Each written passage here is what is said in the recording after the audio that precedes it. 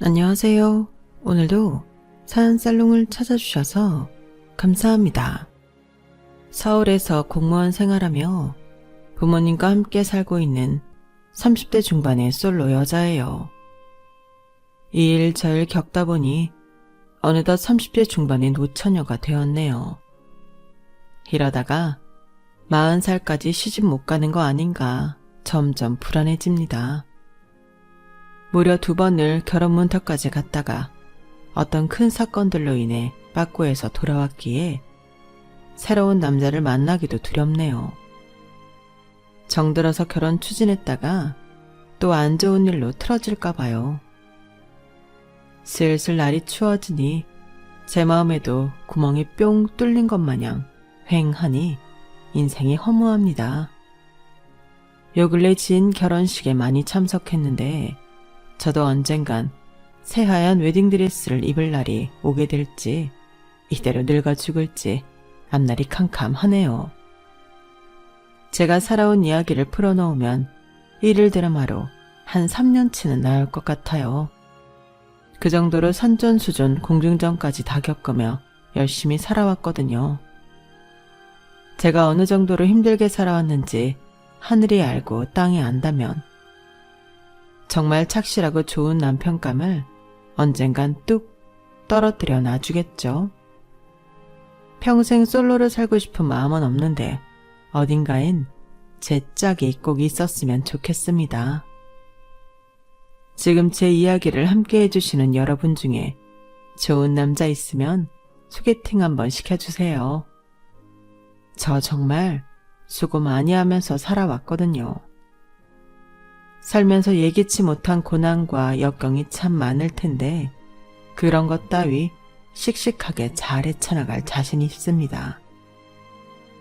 지금까지 겪어온 인생 짬밥으로 말이죠. 이쯤 되면 아직 30대밖에 안 된 아가씨가 뭘 그리 엄청난 고난과 역경을 겪었는지 궁금하시죠? 지금부터 제 이야기 한번 풀어놔 볼게요. 꼭 끝까지 경청해 주시고 제 인생에 대해서 왈가왈부 많이 해주세요. 누군가의 삶을 간접적으로나마 공유한다는 건 참 흥미로운 일이잖아요. 내적 친밀감도 생기고 말이죠. 친구의 이야기처럼 편하게 들어주시면 좋을 것 같아요. 지금부터 시작할게요. 예전에 어떤 영화를 본 적이 있는데 조그만 아이가 자기 아빠인 줄 알고 어떤 아저씨를 한참 따라갔는데 그 아저씨가 뒤돌았더니 아빠가 아니어서 굉장히 당황하는 장면이 나오더라고요. 그 아이는 결국 자기 부모와 길이 엇갈려 버렸고요. 그 장면을 보는데 심각한 영화가 아님에도 불구하고 온몸에 소름이 끼치고 엄청나게 무서웠어요. 그게 딱 제가 겪은 이야기 같아서 말이죠. 저도 3, 4살 때쯤 부모님과 함께 간 넓디 넓은 공원에서 엄마 아빠를 그런 식으로 잃어버리고 말았어요.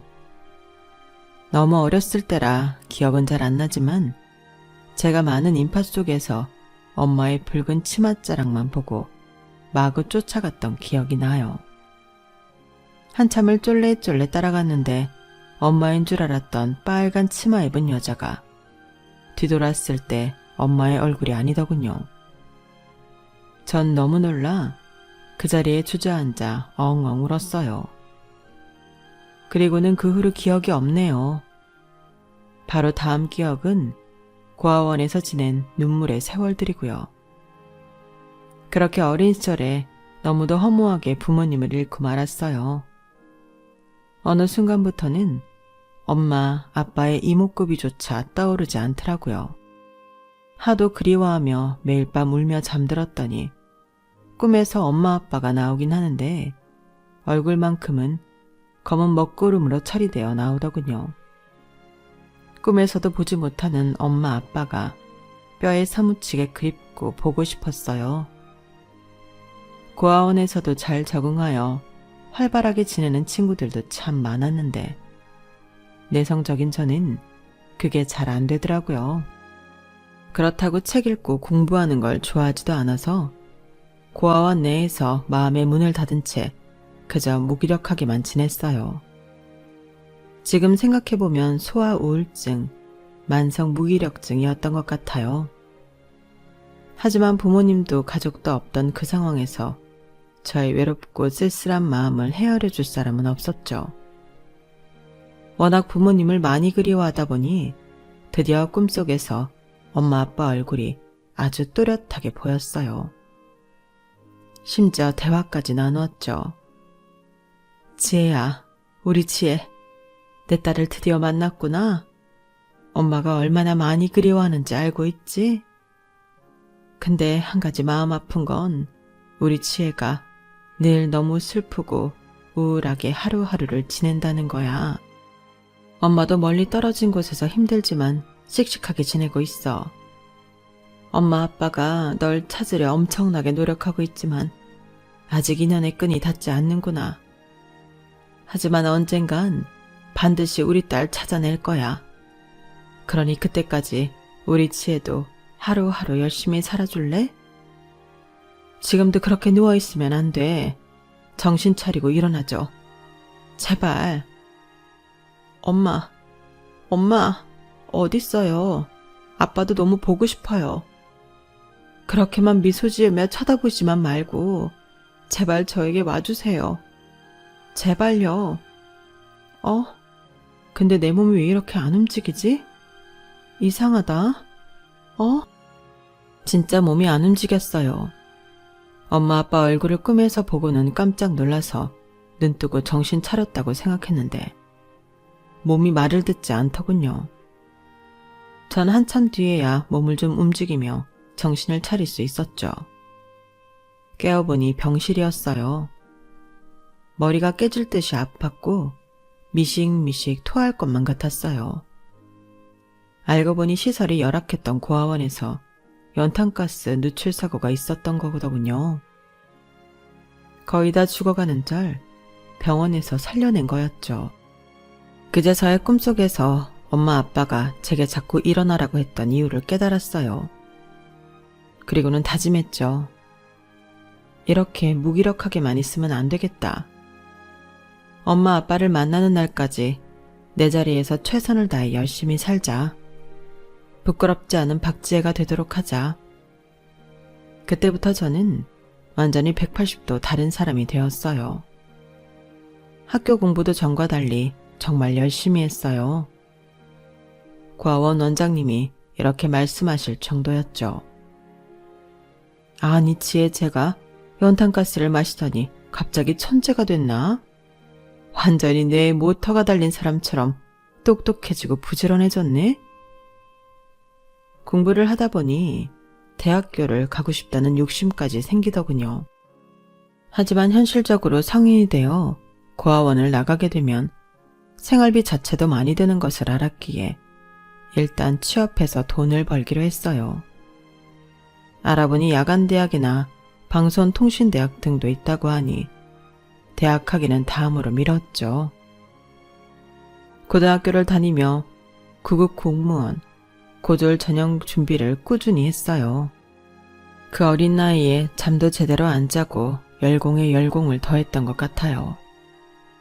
아침에 세수할 때 하얀 세면대가 핑크빛으로 물들 때가 한두 번이 아니었죠.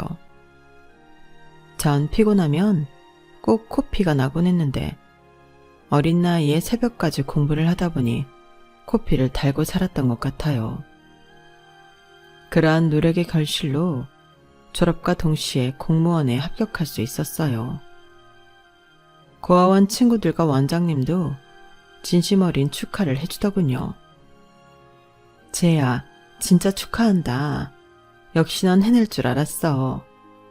내가 고아원 원장하면서 너처럼 열심히 사는 애는 못 봤다. 이제 고생 끝, 행복 시작이다. 저도 속에서부터 울음이 터져나왔어요. 합격해서 기쁜 것도 있었지만 연탄가스를 마시고 사경을 헤맬 때 엄마 아빠가 꿈에 나와 당부한 것처럼 열심히 살았다는 뿌듯함이 컸어요. 부모님을 아직 찾지 못했지만 왠지 이렇게 꾸준히 열심히 살면 그분들에게 내 손이 닿을 수 있을 것만 같았죠. 그렇게 사회복지 공무원이 되어 원장님 말처럼 고생 끝 행복 시작인 줄로만 알았어요. 하지만 첫 사회생활이 그렇게 녹록치만은 않더군요. 저도 고아원에서 자란 사회적 약자라고 생각했기에 약자들을 돕고 싶은 마음에 이 자리에 온 건데 민원인들로부터 갑질을 당할 때가 한두 번이 아니었죠. 그때부터 사회적 약자에 대한 저의 시선이 삐뚤어지기 시작했어요. 제가 크게 다칠 뻔한 아찔한 순간까지 있었거든요. 그날도 여느 때처럼 업무를 보고 있었어요. 최대한 친절하게 말이죠. 하지만 어떤 기초수급자 아저씨가 마냥 돈 달라며 생떼를 부렸어요. 내가 은행도 아니고 당장 현금 내놓으라며 행패를 부리더군요. 왜 내가 그 기준에 해당이 안 되는 건데? 내 생활이 지금 거지 깽깽이 같은데 돈을 안 준다는 게 말이 돼? 내 사업이 한창 잘 나갈 때 나도 사장님 소리 듣던 사람이라고. 당장 돈 내놔. 내가 우스워 보여? 내가 어떤 사람인지 어디 한번 보여줘. 하며 그 아저씨는 냅다 제게로 의자를 집어던지더군요. 너무 순식간에 일어난 일이라 피하지도 못하고 간신히 얼굴만 가렸는데 의자는 옆으로 비껴가 대형 거울을 깨버렸어요.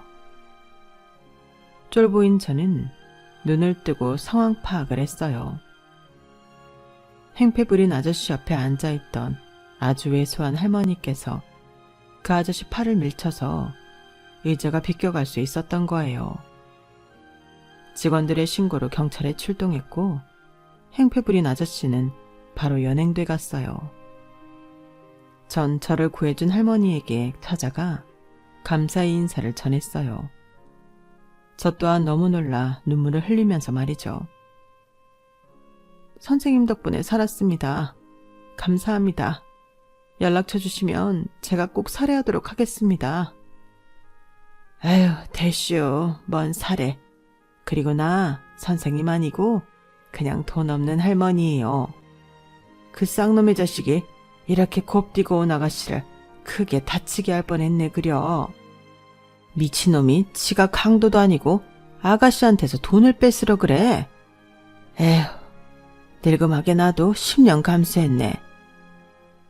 전 그 할머니도 어렵게 사는 걸 알고 있었기에 사례금이라도 드리려 했어요. 하지만 할머니께서 한사코 거절하기에 연락처를 알아내서 비싼 곳에서 식사를 대접했어요. 할머니와 단둘이 밥 먹으며 서로 살아온 얘기를 쭉 했어요. 할머니께서는 제가 부모님을 잃어버리고 고아원에서 지금의 자리에 이르기까지 정말 힘겹게 살아온 이야기를 듣고는 조용히 눈물을 흘리시더군요. 그동안 혼자 버티느라 고생 많이 했어요. 너무 고아서 부잣집 딸내미인 줄로만 알았는데 에휴, 사는 게 참 힘들죠. 나도 조실 부모하고 어렵게 살다 한 남자를 만났는데 우리 아들이 유복자로 태어나고 말았어요. 만삭이 다 됐는데 애기 아빠가 교통사고로 저 세상으로 떠나버리고 말았거든요. 한순간에 그리 되니 삶이 무슨 장난 같더라고요. 우린 식당에서 밥을 다 먹고는 전통 찻집으로 자리를 옮겨 한참을 더 이야기하고 헤어졌어요. 마치 내 엄마와 이야기하는 듯 말이 너무 잘 통하더라고요. 그런데 대화 말미에 할머니께서 한 가지 제안을 해왔어요. 지혜씨, 우리 아들 한번 안 만나볼래요? 대학에서 국문과 교수로 일하고 있답니다. 마음이 좀 여린 녀석이지만 엄청 똑똑하고 잘생겼다우. 갑작스러운 할머니의 말씀에 좀 당황하기도 했어요. 할머니 형편이 어려운 걸 아는데 갑자기 아들이 대학 교수라고 하니 잘 매칭이 안 되더군요. 하지만 할머니와도 잘 통했으니 아들도 한번 만나보고 싶다는 호기심이 생겼어요. 할머니의 거듭된 부탁 끝에 알겠다고 했어요. 저의 생애 첫 소개팅이었으니 뭔가 떨리더군요. 할머니의 아들 이름은 성지석이었는데 첫인상이 정말 지적이고 착해 보였어요. 선한 인상에 호감이 갔죠. 저희 엄마가 절 보고 교수라고 했다고요? 아직 시간 강사예요. 제 입에 풀칠하느라 엄마한테 제대로 생활비도 못 드리는 못난 아들이죠. 성격도 소심한 편이라 여태 결혼도 못하고 이러고 있네요. 하지만 지혜씨가 워낙 미인이라고 해서 용기 내 나왔는데 정말 아름다우시네요. 왜 소심하다고 하는지 알겠더라고요. 대화하는 내내 제 눈을 똑바로 쳐다보지 못하고 손도 좀 떨더군요. 전 측은지심이 강한 스타일이라 뭔가 제가 보듬어주고 싶다는 생각이 들었어요. 본인이 좋아하는 국문학에 대해 신이 나서 이야기하는 걸 들으니 지적여 보이고 더 멋져 보이더군요. 아마 제가 한창 외로울 때라 사람 자체에 더 빠져들었는지도 모르겠어요. 어쨌든 성지석이라는 소심한 남자에 한 번에 뿅 가버리고 말았네요. 그 후로 몇 번을 더 만나고 분명 그 남자도 내게 호감이 있는 것 같은데 부끄러워서 그런지 사귀자는 말을 명확하게 안 하더군요. 그런 점이 성격 급한 절 더욱 안달나게 만들었죠. 아니 대체 우리 무슨 사이예요? 맨날 이렇게 남들 데이트하듯 만나기만 할 거예요? 사귀자고도 안 하고 연락만 하루에 수십 통하고 이게 뭐예요 정말? 아 미안해요 지혜씨. 실은 제가 못소리여서 어떻게 해야 여자랑 사귀는 건지 도서관에서 책들을 찾아 공부하고 있는 중이었어요. 이론으론 다 암기하고 있었는데 제가 워낙 소심한 타입이라 말이 안 나오네요. 사랑해요 지혜씨. 많이, 아주 많이요.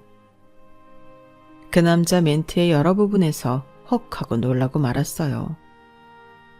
나이 40이 다 돼가도록 여자를 한 번도 안 사귀어 본 모쏠이라는 것과 책으로 연애를 연구 중이라는 그의 말, 그리고 마지막으로 냅다 사랑한다니. 근데 그땐 제 눈에 콩깍지가 이미 여러 겹 씌었을 때라 그의 모든 것이 귀여워만 보였어요. 연애할 때 귀여워 보이면 게임 끝난 거라 하던데 그 후로 우린 진짜 연인이 되어 알콩달콩 연애를 했어요. 우리를 주선해준 남친의 엄마도 우리가 연인이 된 것을 무척이나 반가워했어요. 할머니에 대한 호칭도 어머님이라고 바꿨고 저에게 진짜 엄마처럼 그야말로 극진히 챙겨주셨죠. 어머님, 아이스박스에 이 반찬들을 다 챙겨오신 거예요? 아, 너무 감사하지만 이렇게 많이 하지 마세요. 힘드시잖아요. 저 혼자 살기 때문에 다 먹지도 못해요. 그리고 이 돈 받으세요. 매번 절 챙겨주시는 어머님 정성에 비하면 약수합니다. 아냐 지혜야. 쑥맥에 소심하기만 한 우리 아들하고 만나주는 것만 해도 너무 감사한 일이야. 너희 얼른 결혼해서 행복한 가정 꾸렸으면 좋겠다. 네가 내 딸 같아서 이렇게 챙겨주는 거야. 돈 받으려고 바리바리 싸우는 거 아니니까 너도 데이트 비용으로 쓰렴. 진짜 저희 친엄마 같아서 어쩔 땐 남친 엄마를 생각만 해도 눈물이 왈칵할 때가 있을 정도였어요. 남친과 자연스레 결혼까지 생각하게 됐고 조금씩 결혼 준비를 해나가고 있었죠. 결혼하면 꼭 남친 엄마를 모시고 한 집에서 살고 싶었어요. 그렇게 진짜 식구가 되어 오래도록 행복하게 살고 싶었죠. 하지만 남친 엄마가 강경화 말기 판정을 받은 후 모든 상황이 180도 바뀌어버리고 말았어요. 남친 엄마는 당장 간이식을 받지 않으면 목숨이 위태로운 상황이었어요. 전 제 친엄마 같은 남친 엄마를 위해 당장 간 적합도 검사를 받기로 했어요. 남친과 함께 말이죠. 하지만 생판 남이었던 전 부적합 판정을 받았고 아들인 남친을 적합 판정을 받았어요. 천만다행이라고 생각했죠. 지석지, 진짜 하늘이 도왔네요. 우리 결혼은 급한 거 없으니 일단 미루고 간이식 수술 날짜를 얼른 잡으면 될 것 같아요.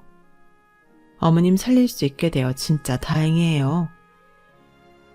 하지만 남친의 표정이 좋지 않았어요. 얼굴이 사색이 되어 가타부타 아무 말도 하지 못하더군요.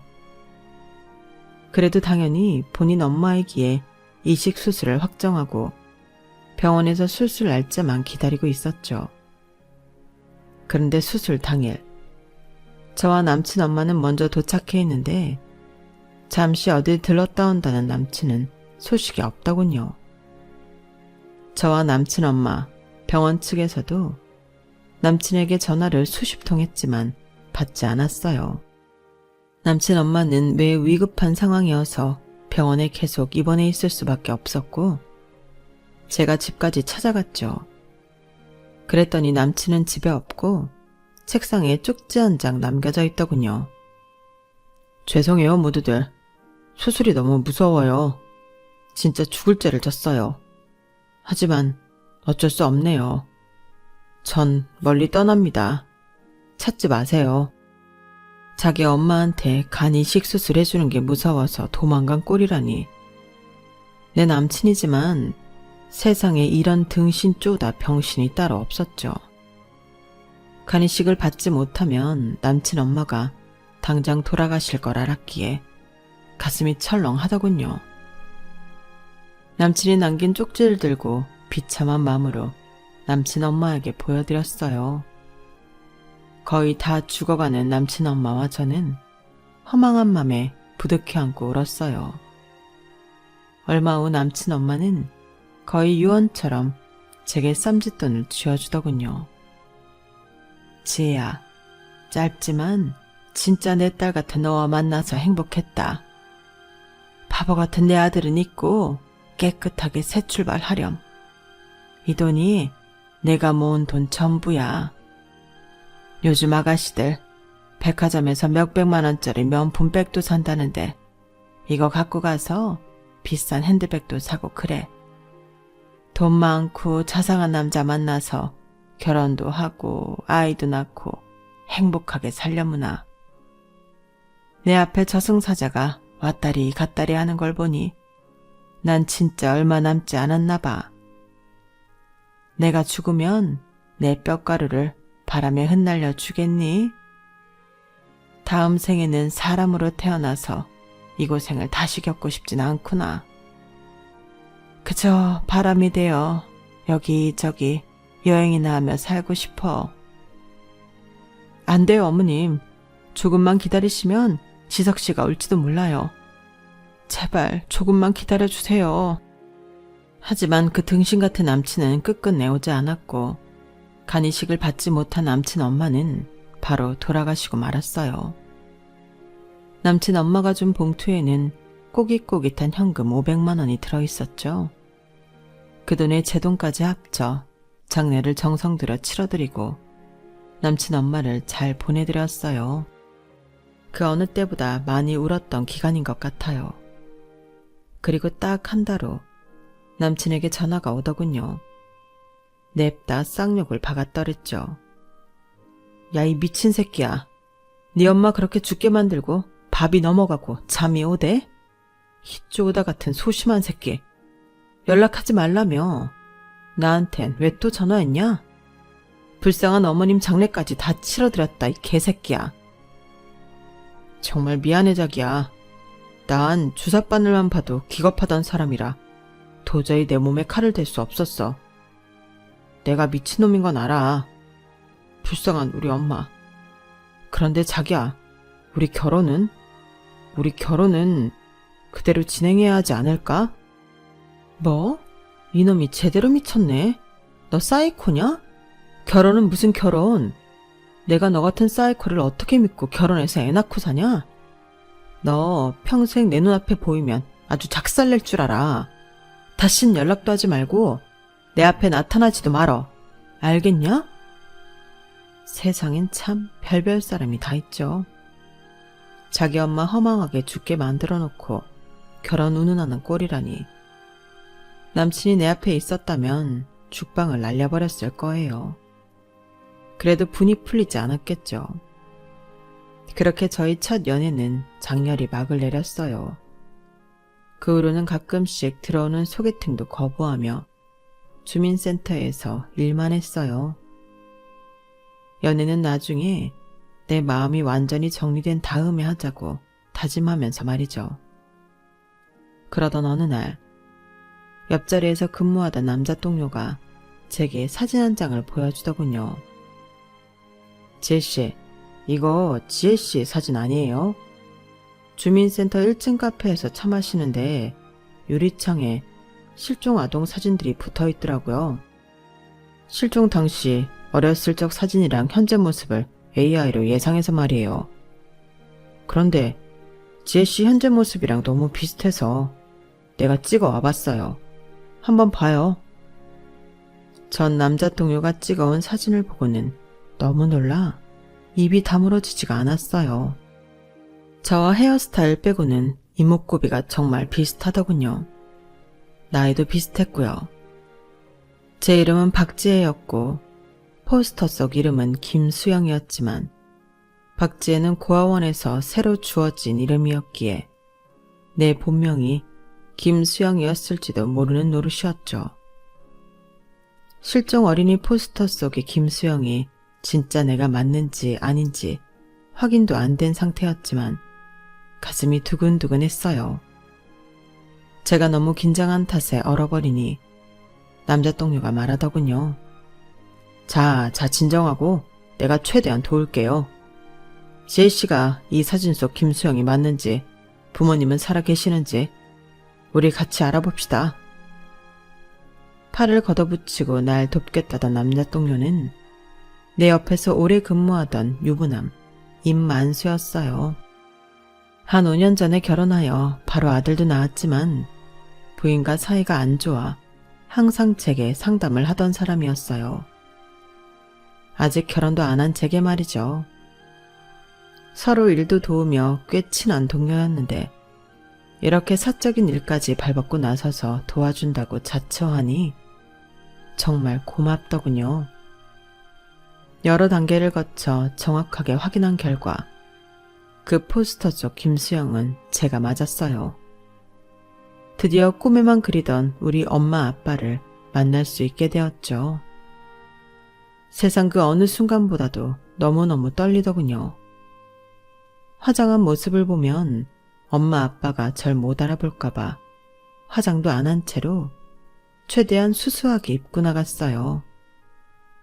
전 부모님을 잘 못 알아봤지만 부모님께서는 저를 단박에 알아보시더군요. 수영아, 내 딸아, 감사합니다. 신이시여, 감사드립니다. 그까지 포기하지 않고 찾은 보람이 있구나, 내 딸아. 죽기 전에 널 만날 수 있게 되어 감사하고 또 감사할 따름이구나. 그동안 얼마나 힘들게 살았니, 내 새끼. 엄마 아빠가 미안하다. 한순간 부주의를 놓친 너의 손을 이제야 다시 잡게 되었구나. 우리 세 가족은 부둥켜 안고 펑펑 울었어요. 좋게 한 시간은 카페 바닥에서 계속 울기만 한 것 같아요. 이내 정신을 차리고는 얘기를 이어나갔어요. 그동안 제가 살아온 이야기를 부모님께 다 말씀드렸어요. 그때만큼은 3살 박이 아이로 돌아간 듯 했어요.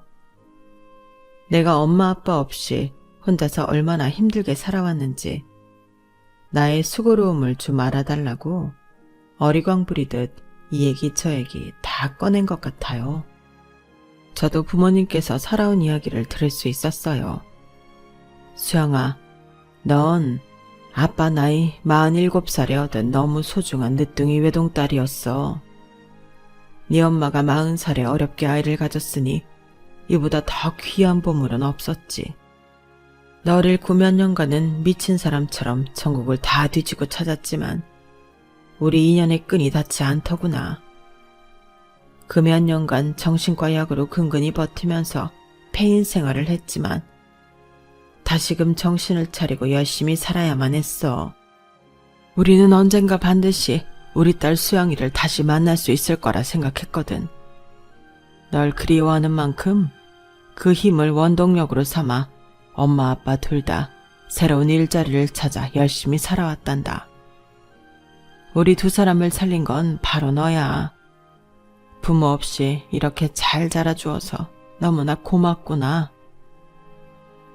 아빠는 경비원 일을 현재도 계속하셨고 엄마는 공무원직에서 일하다가 은퇴하셨다고 들었어요. 부모님께서는 흙수저 출신으로 평생 열심히 일해서 아주 작은 집 한 칸은 마련하신 분들이었죠. 다행히 방 2개짜리 아파트라 제가 들어가서 함께 살 수 있었어요. 제가 가족과 함께 살 수 있다니 꿈만 같은 일이 벌어진 거죠. 전 부모님을 찾을 수 있도록 도와준 결정적인 은인인 남자 동료에게 감사를 표했어요. 정말 감사드려요. 그 사진 보여주신 덕분에 엄마 아빠를 찾고 드디어 가족과 함께 살게 됐네요. 이게 꿈인지 생시인지 모르겠네요. 어떻게 감사의 보답을 해야 할지 몰라서 와이프분과 아이 선물을 좀 샀어요. 괜찮을지 모르겠네요. 그 남자 동료는 씁쓸하게 웃으며 말하더군요. 저 사실 얼마 전에 이혼했어요. 와이프 건 지혜씨 사용하시면 좋을 것 같네요. 아참, 부모님께서 지어준 이름이 김수영이라고 했죠? 앞으로 수영씨라고 부를게요. 그동안 수영씨가 아직 미혼임에도 불구하고 나 부부 상담도 많이 해줬는데 결국은 이혼까지 하게 됐네요.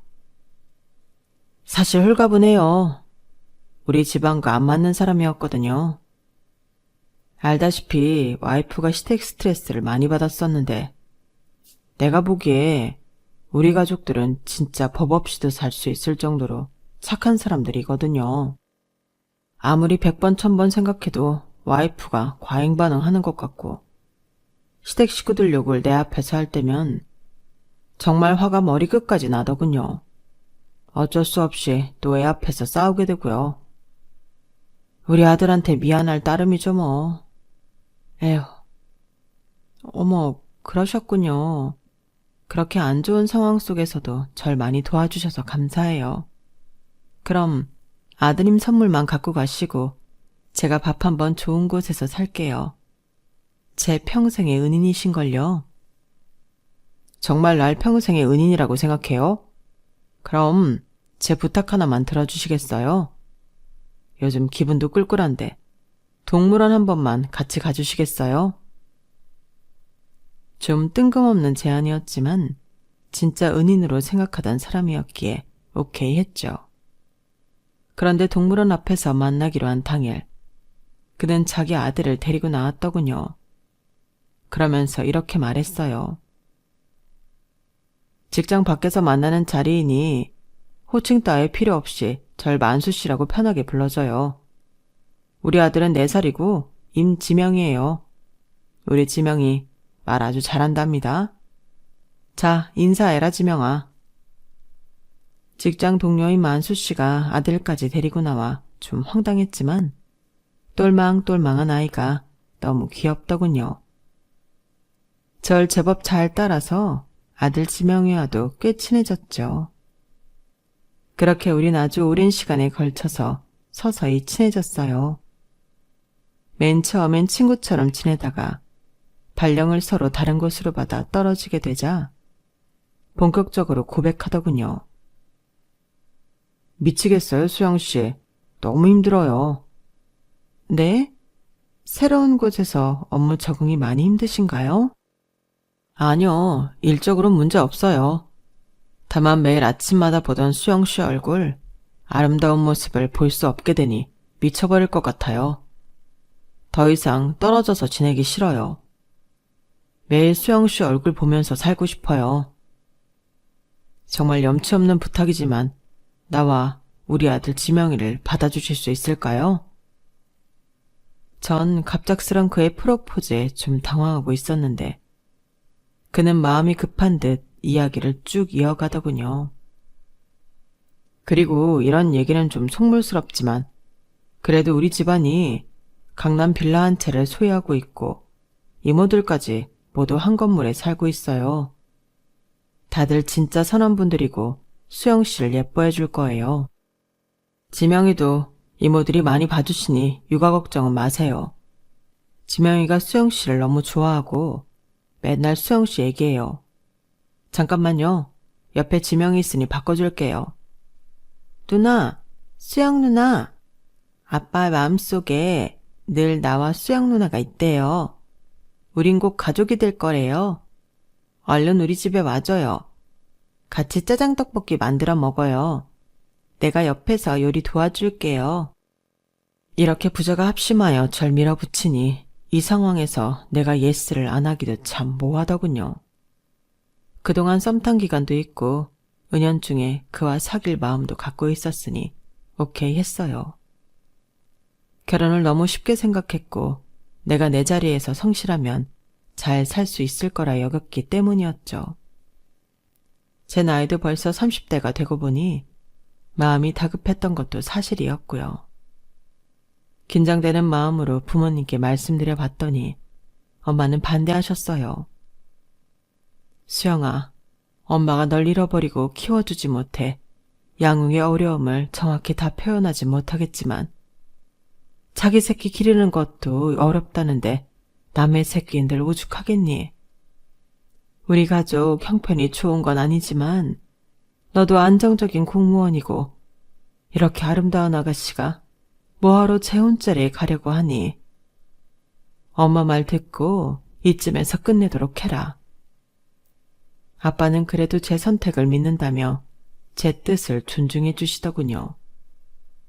꿈에 그리던 부모님과 함께 살게 되었지만 고아원에서 혼자 크면서 늘 자율적인 선택을 하던 게 습관이 되었는지 나 이외의 타인의 의견은 귀에 잘 들어오지 않았어요.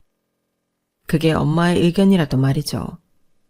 그리고 결혼하면 아이를 아주 많이 낳고 다복한 가정을 꾸리고 싶은 욕심이 있었기에 이미 아들이 있는 만수 씨가 안 좋게 보이지 않았어요. 제 눈에 콩깍지가 씌인 게 틀림없었던 거죠. 그땐 이성적인 판단이 잘 안 되더군요. 결혼을 전제로 사귀기로 한 날부터 남친은 아주 강한 추진력으로 결혼을 밀어붙였어요. 제가 정신을 못 차릴 정도로 빠른 속도로 말이죠. 데이트할 때마다 아들인 지명이를 데리고 나왔기에 우린 벌써 한 식구처럼 보였어요. 지명이가 진짜 내가 낳은 아들같이 느껴질 때도 있었죠. 남친이 재혼이었기에 우린 상견례만 간단히 하고 결혼식까지 진행하기로 했어요. 서로의 집에 가서 인사드리는 절차를 생략한 거죠. 남친이 본인 부모님과 또 같은 건물에 산다는 이모들의 인품을 침이 마르게 자랑했기에 큰 부담은 없었어요. 제가 살아온 이야기와 배경도 본인 엄마한테 어느 정도 말씀드려 놨다고 했거든요. 상견례 당일 최대한 단정하게 꾸미고는 아빠와 함께 일단 예약된 식당으로 출발했어요. 엄마는 동네 미용실에서 드라이라도 받고 가겠다며 10분 뒤 따로 출발하겠다고 하셨고요. 환영받을 걸 기대하고 나간 상견례 자리였지만 첫 만남에 그 기대는 와르르 무너졌죠. 예비 시모가 저와 아빠를 보자마자 냅다 소리를 질러대기 시작했거든요. 누가 보면 싸우는 줄 알았을 거예요. 그쪽 아빠 경비한다면서요. 내 아들이 장가 한번 갔다 온 사람이라고 해서 만만해 보여요? 우리 강남 사는 거 알죠? 빌라 한 채가 다 우리 거라고. 엄연히 계급사회인데 양심도 없으시네? 어디 하층민 주제에 강남에 입성하러 들어? 경비원 하는 사람이랑 사돈 맺는다고 하면 지인들이 다 흉본다고. 나 이 결혼 찬성 못해. 도시락 싸들고 내 아들 쫓아다니면서 반대할 거라고? 예비 시모는 프라이빗 룸이었지만 바깥까지 다 들리게 고성을 내질렀어요. 맘 같아선 예비 시모의 귀싸대기라도 한 대 날려주고 싶었지만 참고 꿋꿋이 대꾸를 했죠. 어머님, 첫 만남에 저희 친정아빠에게 이렇게 모욕을 주시고 정말 너무하시네요. 만수씨가 본인 가족들의 인품을 칭찬하며 법 없이도 살분들이고 선한 분들이라길래 그런 줄로만 알고 있었는데 저 지금 너무 황당합니다. 어서 저희 아버지께 사과해 주세요. 현대사회에서 무슨 계급사회를 운운하십니까? 예비 시모는 여전히 자기 화에 못 이겨 눈을 희번떡거리며 절 잡아먹을 듯이 굴더군요. 뭐시? 이년이 미쳤나? 너 에미에빌 구코아원에서 오래 살았다더니 얘를 밥 말아먹은 게냐? 천박한 것, 거지 같은 집안. 아, 아들아, 넌 왜 이런 여자를 데리고 온 거냐 대체? 시모가 발을 동동 구르며 저와의 결혼을 적극적으로 반대하고 있을 때쯤 친정엄마가 룸 안으로 들어오셨어요. 엄마도 밖에서부터 다 들으셨는지 격앙된 모습이었죠. 그런데 저희 엄마 얼굴을 보자마자 시모가 갑자기 뒷걸음질 치더군요. 교도관님, 아니 선생님께서 이 처자의 어머니셨어요? 오랜만에 뵙네요, 교도관님. 제가 빵에서 나온 지 오래됐는데 한 번도 찾아가 뵙지 못해서 죄송해요. 네, 맞아요. 저희 친정엄마는 교정직 공무원으로 여자 교도소에서 오랜 시간 업무를 보시다가 퇴직하신 분이었어요. 그런데 예비 시모가 교도소를 들락날락하던 천하의 사기꾼이라는 건 그날 처음 알았네요. 야, 이 말자. 밖에서 들으니 네 목소리인 것 같더라. 감히 사기꾼 전과자 주제에 하나뿐인 내 귀한 딸이랑 남편에게 소리를 쳐? 뭐? 계급사회가 어째? 전과자는 그 계급에서 어디쯤에나 끼길래 큰 소리냐? 강남 빌라? 그거 다 사람들 등쳐먹어서 얻은 돈에다 대출 덕지덕지 붙은 건물이라는 거 내가 모를 줄 알아? 니네 자매들 여기 다 모였구나. 니네 자매 사기단들 때문에 피눈물 흘린 피해자들이 전국에 수십 명이야. 들리는 풍물에 의하면 또 기획부동산 짜서 얼마 전에 수억을 헤쳐먹었다는 소리가 있던데. 너 오늘 잘 만났다. 니네 다 가만히 있어. 경찰에 신고하게. 친정엄마는 경찰에 진짜 신고했고 경찰이 들이닥쳐 시모와 남친 이모들을 싹 다 잡아갔어요. 엄마가 경찰서까지 같이 동행해 최대한 진술했고 피해자들 연결까지 해주었죠. 교도관으로 오래 일한 엄마였기에 경찰 인맥도 많더군요. 기획부동산으로 더 커질 수 있는 피해를 미연에 막은 거죠. 현재 시모와 남친의 이모 셋은 전부 다 감방에 갇혀 있어요. 잘못을 했으면 벌을 받아야 하는 게 당연한 거니까요. 그 상견례 자리는 초토화되고 그 후로 남친을 따로 만나 따져 물었어요. 뭐? 법 없이도 살 사람? 우리 아빠 경비한다고 하층민이라고 그렇게 무시하던 당신 엄마는 사기꾼 전과자 출신이었어? 그러면서 돈 없다고 사람을 개무시해? 당신도 다 알고 있을 텐데 왜 당신 식구들에 대해 날 속인 거야? 대체 왜? 미안해 자기야. 자기를 놓치고 싶지 않았어. 상견례 자리에서 우리 엄마가 그렇게까지 심하게 말씀하실 줄은 몰랐어.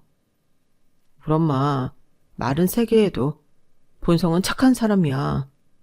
우리 엄마랑 이모들 좀 풀어주면 안 될까? 제발 깜빵 안 가게 도움 좀 줘. 교도관으로 일하신 자기 엄마가 경찰 쪽으로 인맥 좀 있다며. 제발 자기야, 한 번만 도와줘. 엄마로부터 듣자 하니 자기 엄마랑 이모들이 진짜 악질이더라. 돈 많고 많이 배운 사람들 등쳐먹은 게 아니고 그렇게 무시하던 하층민들의 쌈짓돈을 사기쳐서 다 잃게 만들었다대? 그 사람들이 평생 뼈 빠지게 일해서 모은 돈을 말이야. 그런 자기 엄마를 두고 뭐? 본성이 착해? 에라이 쌍놈아. 입은 삐뚤어졌어도 말은 바로 해라. 내 인생에서 꺼져버려. 다신 내 근처에 얼씬도 하지 말라고. 그렇게 결혼까지 생각했던 남친과는 쫑이 났네요. 연애에서 2번의 큰 시련을 겪었던 저는 어느덧 30대 중반이 되었고요. 앞으로 40 전에 누군가 괜찮은 남자를 만날 수 있을지 덜컥 겁이 납니다. 아이를 많이 낳고 다복한 가정을 꾸리고 싶은 저의 욕심이 너무 과했나 봐요. 요즘 사람들이 아기를 너무 안 낳아서 국가적으로 큰일이라는 와중에 애국자 한번 되어보려 했는데 가능할지 모르겠네요. 에휴, 여러분께서 제 소개팅 좀 적극적으로 추천해 주시면 감사하겠습니다. 지금까지 긴 글 읽어주시고 제 삶에 공감해 주셔서 고맙습니다. 앞으로 살아가는 데 큰 힘이 될 것 같아요. 여러분, 앞날에 행운만이 가득하길 빌게요. 여러분, 사연 댓글에 응원과 현명한 조언 부탁드려요. 좋아요와 구독은 저에게 큰 힘이 됩니다. 오늘도 좋은 일 가득하세요.